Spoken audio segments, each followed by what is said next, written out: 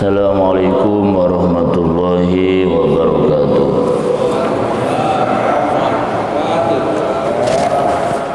Qala al-mu'allif rahimahullah wa nafa'ana bihi bi'ulumihi fid dharain. Al-Fatihah.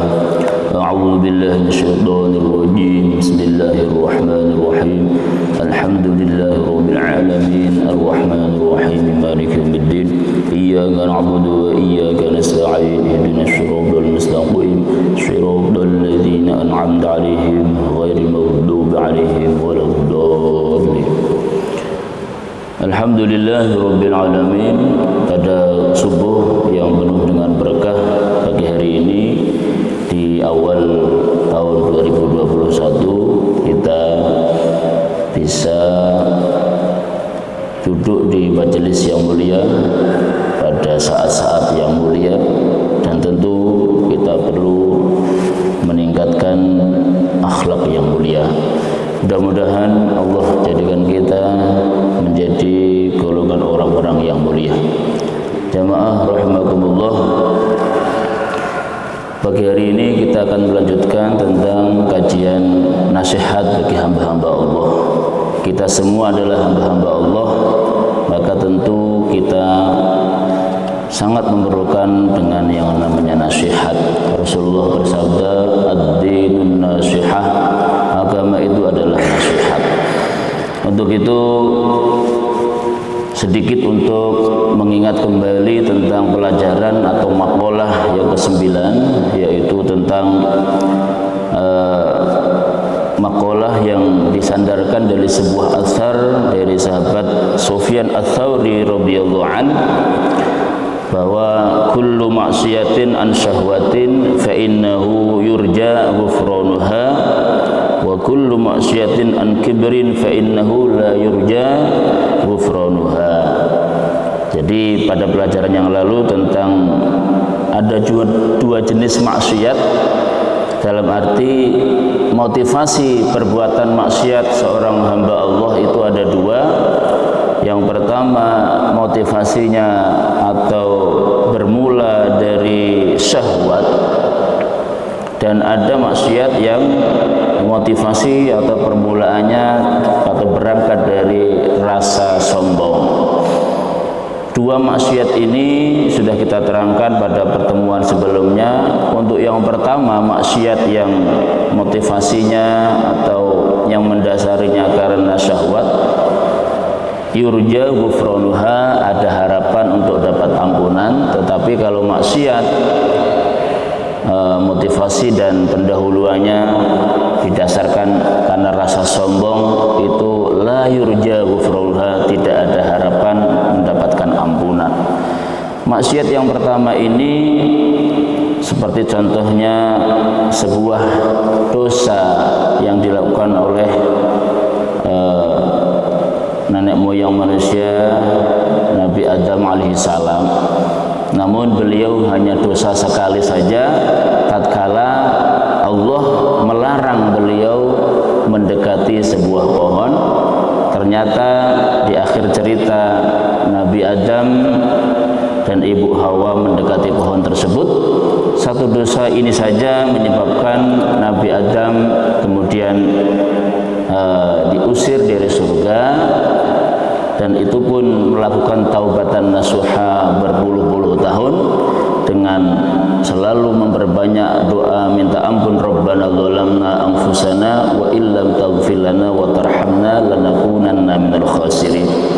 Itu dosa yang diawali dengan syahwat, memerlukan taubatan nasuha berpuluh-puluh tahun. Baru kemudian fatalaqa Adam min rabbih kalimatin fataba alaih. Kemudian setelah berpuluh-puluh tahun Allah kemudian memberikan informasi, setelah mengajarkan doa tersebut Allah mengampuni Nabi Adam. Namun dosa yang jenis kedua, dosa yang dimotivasi oleh rasa sombong karena merasa lebih, merasa segala-galanya dibanding makhluk yang lain. Ini dosa yang dilakukan oleh iblis, yaitu dosa yang karena merasa lebih baik. Iblis pernah ditanya, qala ma mana'aka alla ta'buda. Jadi iblis pernah ditanya oleh Allah, apa yang menyebabkan engkau tercegah untuk mentaati perintahku? Maka iblis menjawab, qala ana khairum minhu. Iblis menjawab, karena aku lebih baik dari dia. Khalaqtani min nar wa khalaqtahu min tin. Engkau menciptakan aku dari api dan engkau menciptakan dia dari tanah. Maka dosa yang disebabkan dengan kesombongan yang dilakukan oleh iblis itu la yurja ghufranuha, tidak ada harapan untuk dapat ampunan. Kita lanjut ke makalah ke-10, al-maqalatu asyrah. Makalah yang ke-10, am ba'di zuhadi man aznaba dhanban wa huwa yadhakuka fa inna allaha yudkhiluhu an-nar wa huwa yabki wa man adha'a wa huwa yabki fa inna allaha yudkhiluhu al-jannata wa huwa yadhakuk. Am ba'di zuhad, sebagian ulama ahli zuhud, min aznaba dzamban wa huwa yadhakuk, barang siapa man aznaba dzamban, barang siapa yang merasa senang berbuat dosa. Orang berbuat dosa tapi bukan menyesal, bukan malu, bukan menutup-nutupi, tetapi dosanya itu diviralkan, diceritakan, diposting. Barang siapa berbuat dosa wa huwa yadhakuka, dalam keadaan bangga dengan dosanya tersebut. Zaman ini banyak, Pak, ya, orang berbuat maksiat tapi diviralkan, diceritakan, bukan ditutupi. Itu namanya berbuat dosa tapi dengan bangga, dengan senang. Fa innallaha yudkhiluhun nar, maka Allah mengancam orang yang suka berbuat dosa dengan bangganya, diviralkan, diposting di media sosial, diceritakan kepada orang. Fa innallaha yudkhiluhun nar, maka Allah akan memasukkannya ke dalam neraka. Wa huwa yabki, dalam keadaan menangis. Berbuat dosa dalam keadaan senang, bangga, tidak menyesal, tidak menutup-nutupi, padahal Allah Subhanahu wa taala itu maha menutupi aib hambanya. Tetapi hamba tersebut yang suka membuka aibnya sendiri. Sekali lagi, nasihat yang ke-10 dari sebagian ulama ahli zuhud. Ada orang yang zuhud, jadi sangat hati-hati dalam hidup, tidak asal apa yang ada di depannya dimakan, dipakai, tetapi selalu diperhitungkan, selalu diteliti. Ini yang saya terima ini dari mana asal usulnya, ini halal atau tidak. Betul-betul meneliti apapun yang akan dimakan, akan dipakai, dan seterusnya. Itu orang zuhud. Nah, min ba'di zuhad, sebagian orang zuhud ini memberikan nasihat, barang siapa yang berbuat dosa tetapi bangga dengan dosanya, diancam oleh Allah, fa innallaha yudkhiluhun nar, ia akan dimasukkan ke dalam neraka, wa huwa yabki, dalam keadaan menangis. Wa man adha'a, dan sebaliknya, barang siapa yang menjadi orang yang taat kepada Allah, menjadi orang yang soleh, menjadi orang yang takwa, dalam ketakwaannya ini wa huwa yabki, ia sering menangis. fa innallaha yudkhiluhul jannata wa huwa yadhakuka, maka Allah berjanji, bukan mengancam, berjanji.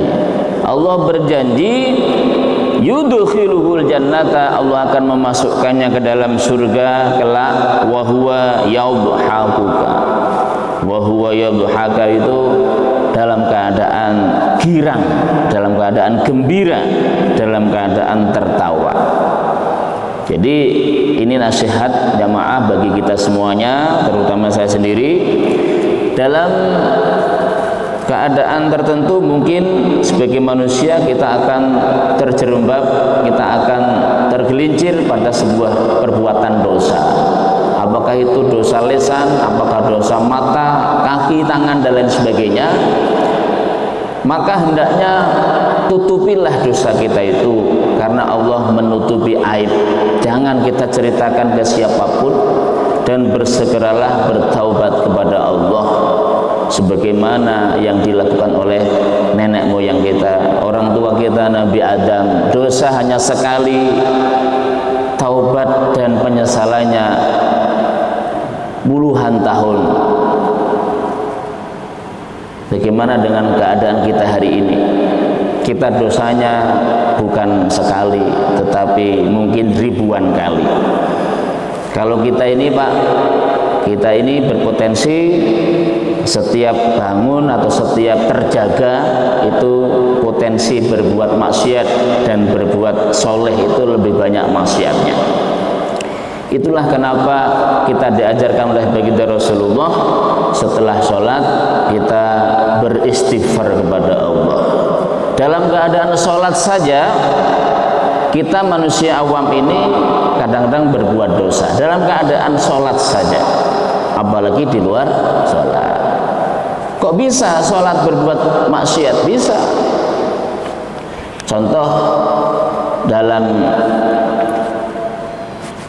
membaca suratul Fatihah misalnya,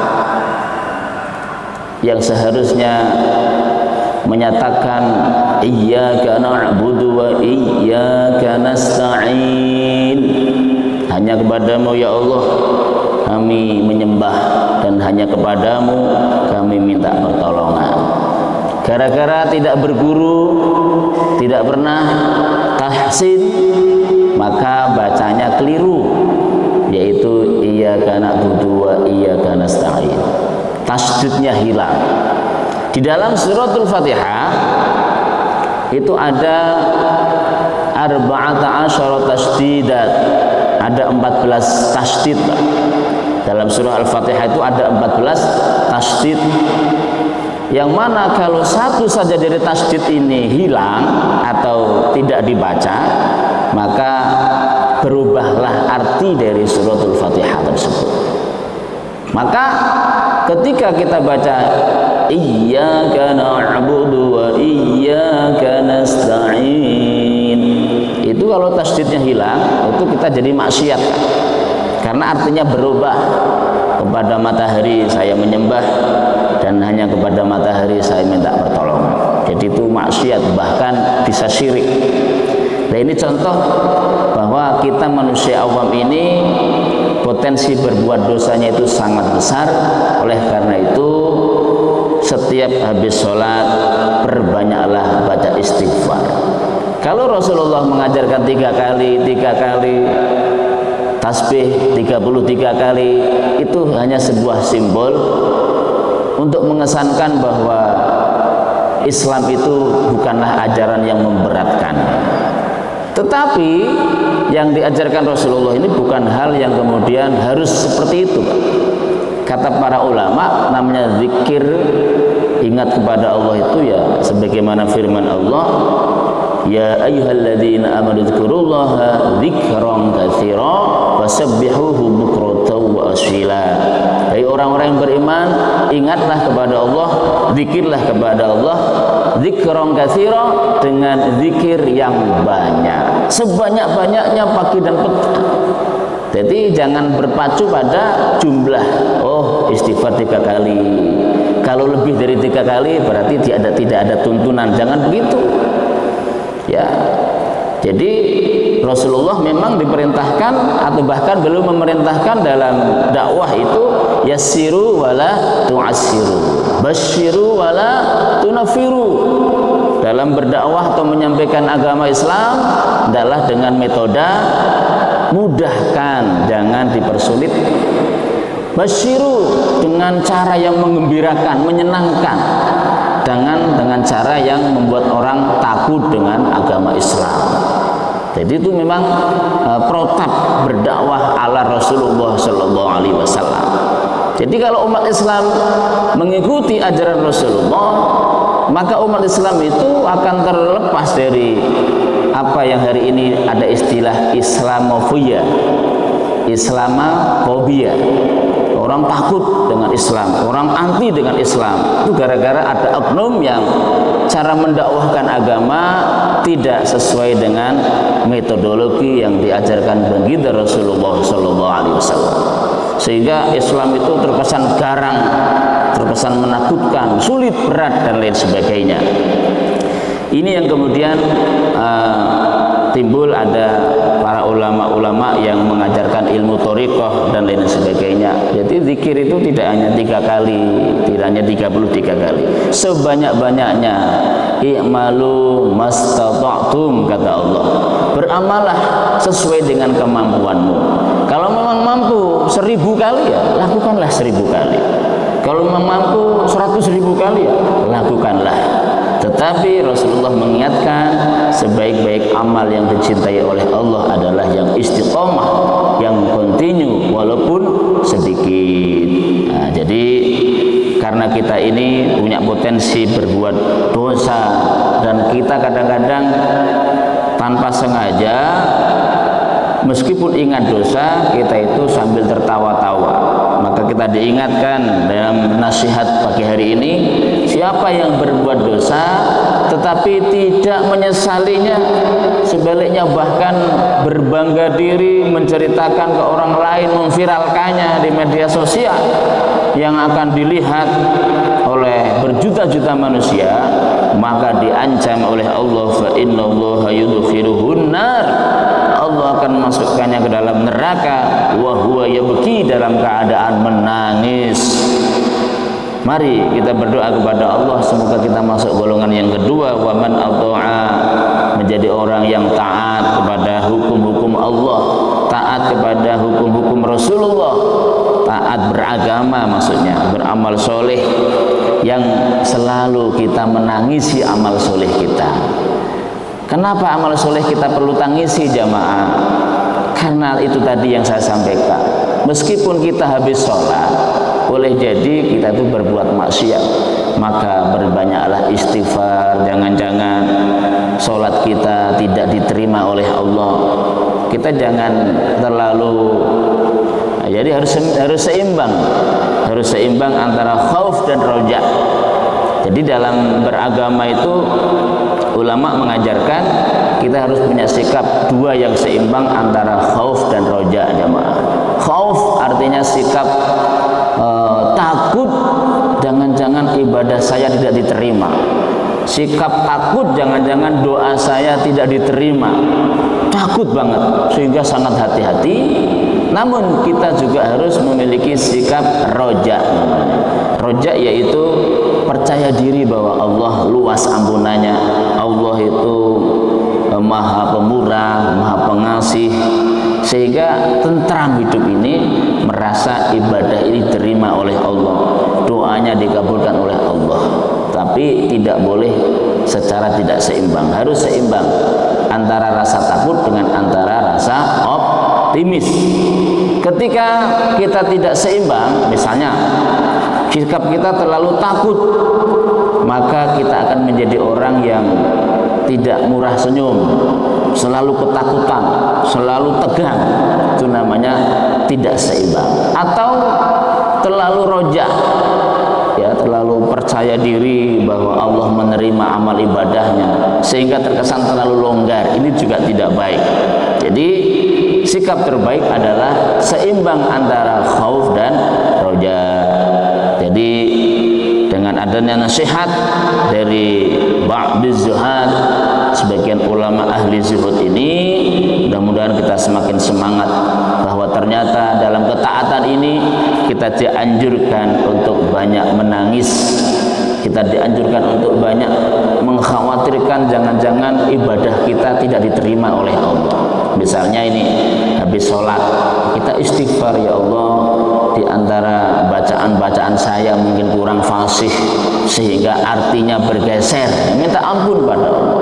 Mungkin niat saya belum pas, ya Allah, mungkin kekhusyuan saya, kehadiran hati saya belum, dan seterusnya. Itu kita minta ampun kepada Allah dengan kalau perlu menangis.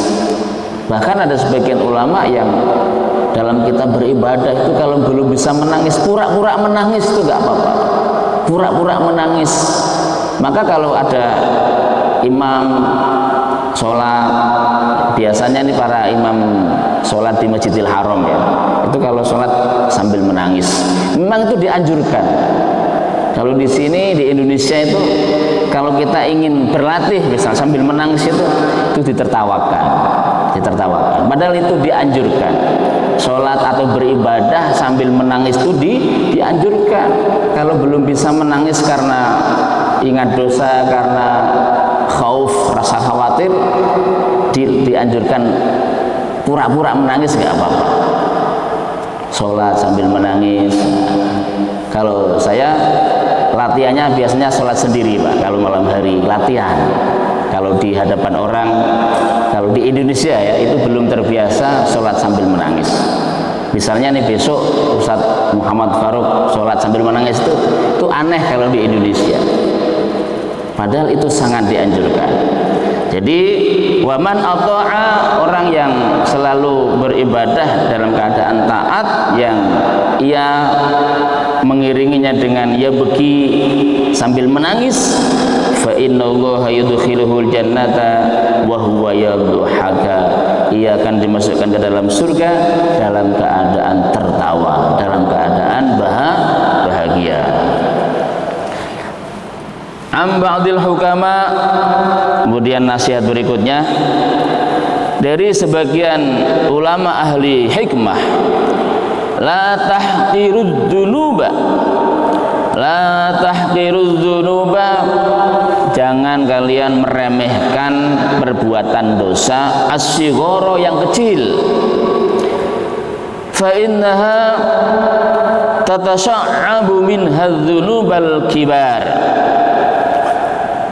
jangan kalian meremehkan dosa-dosa kecil karena tatasya'abu, dosa-dosa kecil itu kalau bercabang-cabang, maksudnya dosa kecil namun diviralkan, namun bertambah-tambah, diterus-teruskan, maka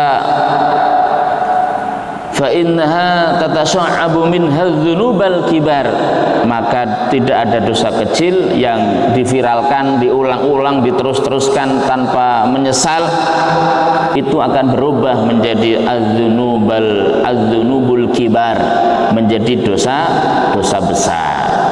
Jadi jamaah, terkait dengan nasihat ulama ahli zuhud tadi, kita ditambahi dengan nasihat dari ba'dul hukama, yaitu kita tidak diperkenankan menyepelekan dosa-dosa kecil. Kadang-kadang kita itu kan, ini kan hanya dosa kecil, duduk-duduk melakukan hal-hal yang negatif sambil gurau-gurau, itu dosa-dosa kecil. Tetapi kalau ini menjadi kebiasaan, diterus-teruskan, maka menjadi menumpuk, akhirnya menjadi dosa besar. Kemudian yang ketiga, ini terakhir karena satu bab, anin Nabi sallallahu alaihi wasallam, la saghirata ma'al israr wala kabirata ma'al istighfar. Nabi bersabda, la saghirata, tidak ada dosa ma'al israr, tidak dikatakan dosa kecil, maksudnya la saghirata ma'al israr, apabila dikerjakan secara terus-menerus. Dosa kecil itu kalau terus-menerus itu bukan dosa kecil lagi. Wala kabirata ma'al istighfar, tidak ada dosa besar kalau segera bertaubat, beristighfar kepada Allah. Demikian jamaah, mudah-mudahan ini ada manfaatnya untuk menasihati diri kita, keluarga kita. Pagi hari ini kita dapat nasihat 3, yaitu ketika berbuat dosa jangan kita dalam keadaan bangga, tetapi segeralah menyesal, bertaubat kepada Allah. Karena kalau kita berbuat dosa dalam keadaan senang, bangga, diceritakan, diviralkan, itu terancam kita akan dimasukkan ke dalam neraka dalam keadaan menangis. Kemudian yang kedua, siapa yang berbuat taat dalam keadaan hati-hati dan menangis, takut kalau amalnya tidak diterima oleh Allah, itu akan dimasukkan ke dalam surga dalam keadaan tertawa dan girang. Kemudian kita dianjurkan untuk jangan menyepelekan dosa-dosa kecil, karena dosa-dosa kecil yang bercabang-cabang itu akan berubah menjadi dosa besar. Dan yang terakhir, kata Rasulullah, la saghirata ma'al israri, tidak ada dosa kecil kalau itu diulang-ulang, kalau itu dicabang-cabang, bahkan mengajak orang lain terlibat di dalamnya. Wala kabirata ma'al istighfar, tidak ada dosa besar kalau segera bertaubat, beristighfar kepada Allah Subhanahu wa taala. Demikian makalah ke-10, ke-11 dan ke-12 atau nasihat pagi hari ini yang bagian ke-10. Mudah-mudahan ada manfaatnya. Silahkan bagi bapak-bapak dan ibu-ibu yang ingin menanyakan untuk majelis supaya lebih hidup, kami luar biasa. Pertanyaan dari Pak Dr. Zuhrin ya, luar biasa nih, berat jawabannya nih, sulit menjawabnya nih. Bagaimana mengetahui bahwa ibadah kita terutama sholat itu diterima oleh Allah Subhanahu wa taala? Maka kata ulama, sebagaimana yang Allah firmankan bahwa inna sholata tanha 'anil fahsya'i wal munkar, sesungguhnya sholat itu tanha 'anil fahsya'i wal munkar, itu mencegah dari fahsya, perbuatan dosa-dosa, wal munkar, dan perbuatan yang mungkar, perbuatan yang melanggar norma-norma agama dan norma masyarakat. Artinya jamaah, kita kembali kepada kaidah perbuatan menyimpang itu ada 2. Menyimpang dalam pandangan agama atau norma agama, dan menyimpang dalam pandangan norma masyarakat. Maka ketika kita ingin melihat apakah sholat kita diterima oleh Allah, apakah sholat kita itu sudah istilahnya apa ya, mempengaruhi sikap dan perilaku kita, kita bisa lihat dalam diri kita ini, kita di masyarakat ini apakah menjadi orang yang diterima di masyarakat atau sebaliknya. Ya, dalam hal yang sifatnya menyimpang, kita ini sering menyimpang atau tidak gitu. Yang pertama terkait dengan penyimpangan, pelanggaran terhadap hukum-hukum Allah dan Rasulullah, dan yang kedua terkait dengan penyimpangan, pelanggaran terhadap hukum-hukum terkait dengan norma-norma bermasyarakat. Artinya bahwa kita ingin melihat sholat kita diterima atau belum atau tidak, itu kita bisa mengaca introspeksi diri di hadapan Allah. Itu kita sering melanggar hukum-hukum Allah, sering berbuat maksiat atau tidak, ya, dalam segala aspek kehidupan, tidak hanya dalam ubudiyah tapi juga muamalah. Mohon maaf Pak, terakhir ini banyak ulama yang yang mengangkat tentang ancaman bagi orang-orang yang melakukan praktek ribawi, transaksi ribawi dan lain sebagainya. Itu perbuatan yang betul-betul bahkan menyatakan perang kepada Allah bagi orang yang masih melakukan praktek ribawi, transaksi perbankan yang non syar'i dan lain sebagainya. Kalau perbankan syariah sudah dibuka di mana-mana, kenapa kita masih konven dan sebagainya? Ini perlu menjadi renungan kita. Jadi untuk melihat atau bagaimana melihat indikator ibadah kita diterima atau tidak, ya apakah kita sudah bisa berhijrah dari transaksi-transaksi konvensional berhijrah kepada transaksi-transaksi yang syar'i dan seterusnya, termasuk dalam berpakaian, dalam berperilaku di masyarakat. Dan mohon maaf, kita hari ini masih terjebak pada perilaku-perilaku yang jahiliyah, Pak. Kenapa saya sampaikan demikian? Misalnya dalam bermedsos, dalam kita aktif di media sosial, WhatsApp misal, kita ini masih berperilaku seperti orang jahiliyah yang hari-hari berbuat dosa, menebarkan sesuatu yang hoax, sesuatu yang belum pasti, sesuatu yang tidak jelas dari mana sumbernya. Nah, ini perbuatan maksiat yang ini sangat merugikan diri kita dan orang lain. Jadi kalau kita pagi hari sudah menjadi pemicu permasalahan di tengah-tengah masyarakat, yang tadinya masyarakat tenang jadi gaduh, jadi risau, jadi gundah gulana gara-gara apa yang kita posting, ini jangan-jangan menjadi tanda bahwa ibadah sholat kita belum diterima oleh Allah Subhanahu wa ta'ala. Jadi itu Pak, insya Allah jawabannya dari ulama, standar ibadah kita diterima atau tidak itu terhadap perilaku kita. Ini kita semakin hari semakin khusyuk, semakin hati-hati, bahkan menjadi ke arah zuhud, meninggalkan hal-hal yang tidak ada manfaatnya. Rasulullah pernah ditanya tentang akhlak yang Islam itu seperti apa, yaitu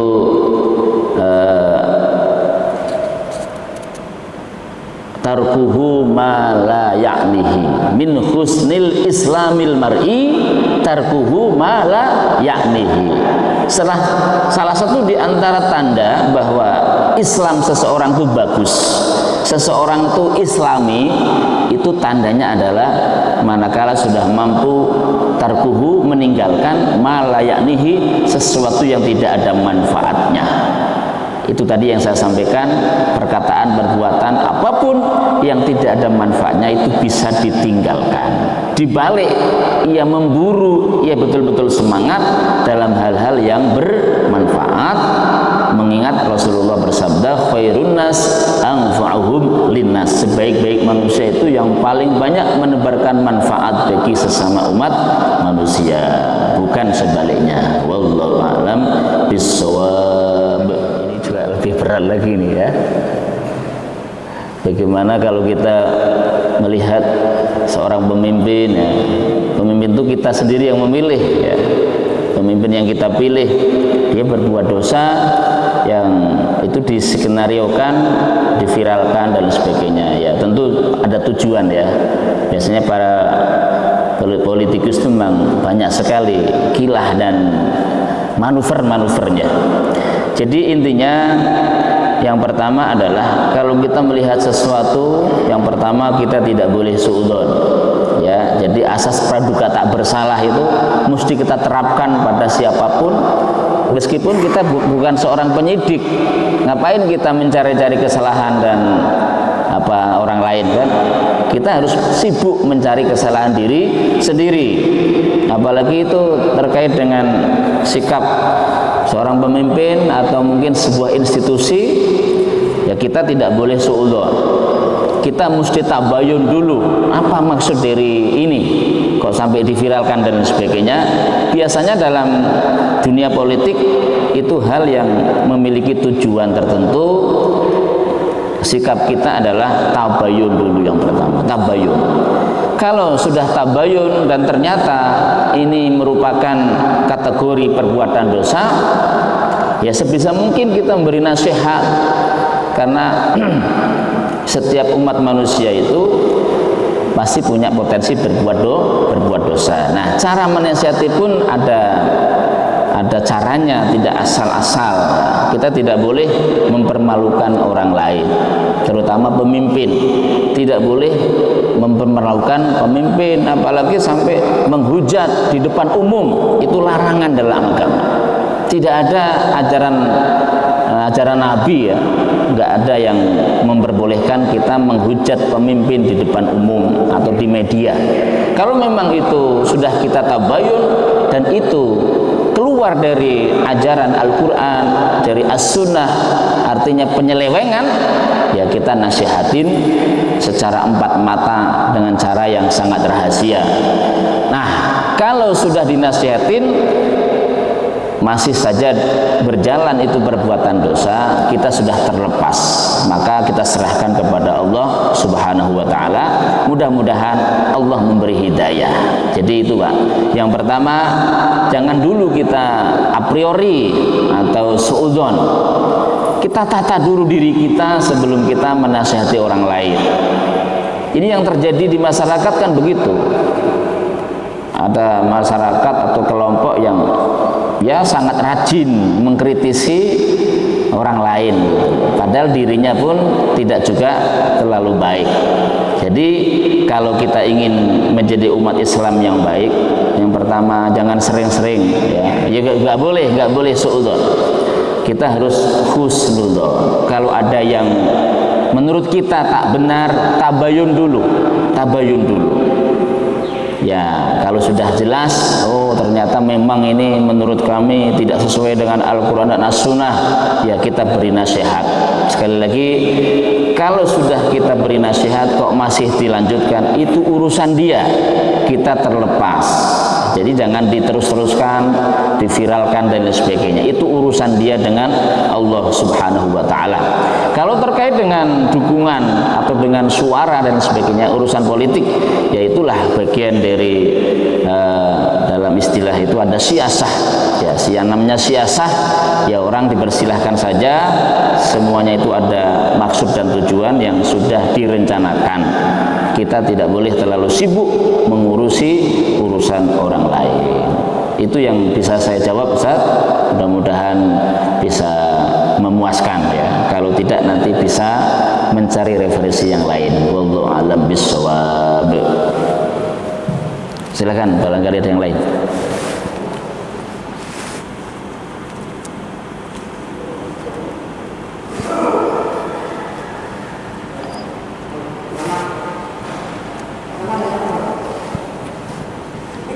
Sudah cukup ya? Cukup jelas?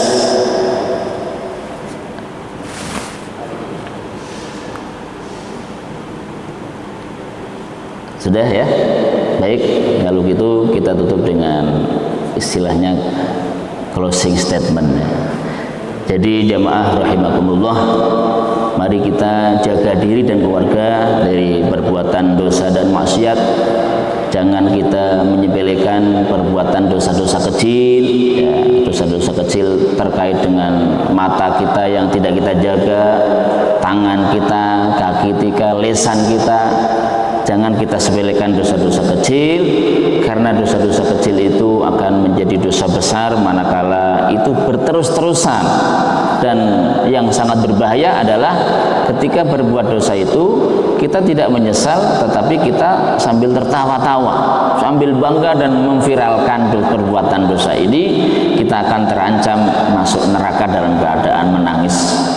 Nah, kita dianjurkan justru dalam keadaan taat beramal soleh itu kita sering-sering menangisi amal soleh kita, yaitu kita takut kalau amal soleh kita ditolak oleh Allah karena niat kita yang tak benar, karena kita tidak khusyuk, atau tata cara yang kita praktekkan itu belum sesuai dengan Al-Quran dan As-Sunnah.